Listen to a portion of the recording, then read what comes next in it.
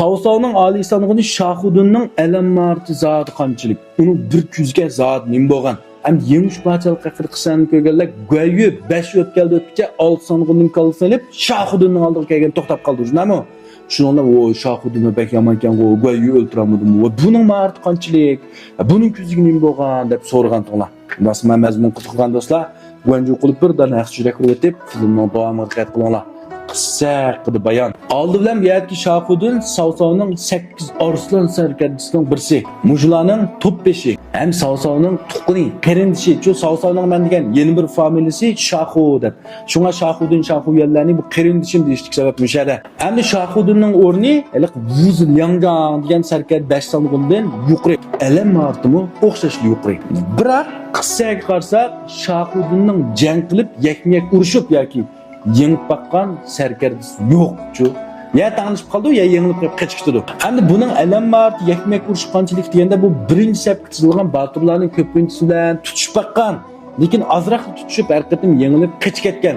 Birinchi jangni Lyubo bilan 20 marta tutishmaylar. Bu yengilib qochib ketdi. Lyubo 20 marta tetolmaydi. Endi Jonki birinchi palvon Lyubo yengilib qassig'i bak yuz tukildiga ishma emas. Nima oyat qaytib keta olibdi, Lyubo bilan urushib deganlikning o'zimi xil cho'ng gap asli.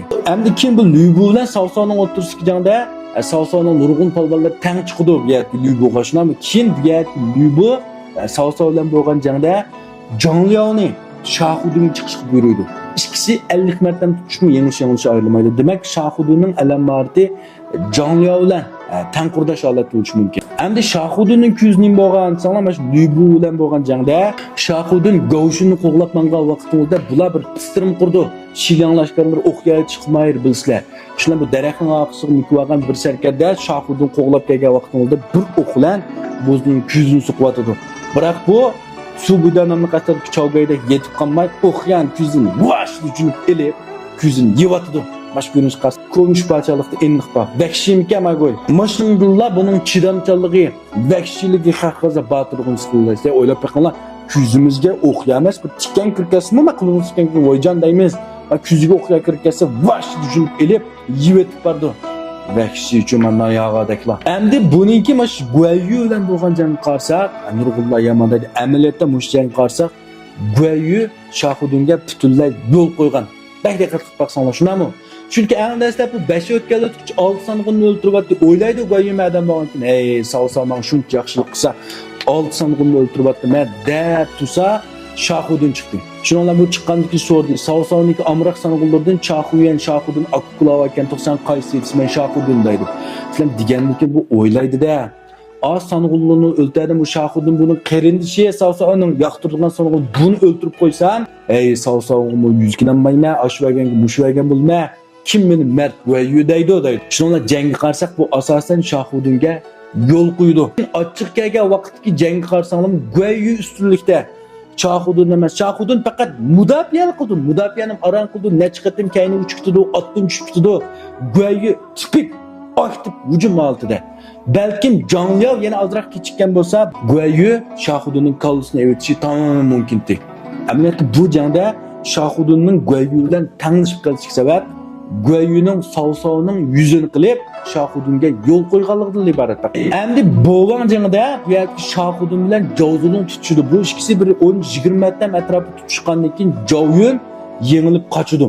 Shohudin bulshi qo'g'laydi. Lekin bu vaqtki Jovzulning vazifasi dal yengilib qochish.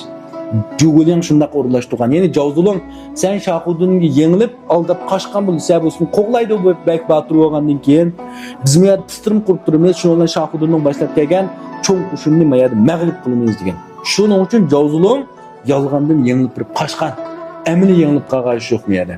Endi Shohudinni e'tiborlash sabab ko'rdinglar, Shohudin haqiqatan bek batir, alammartig'im yuqori. Eng muhimi bu Savsavga bek sodiqchi. Hem urug' tuqqan bo'lganligi uchun eng dastlab ergashganlik uchun ish qilib boshdan oxir Shohudin Shohuyan bu ikkisi Savsavga bek sodiq. Savsav shuni bek yoqtirdi.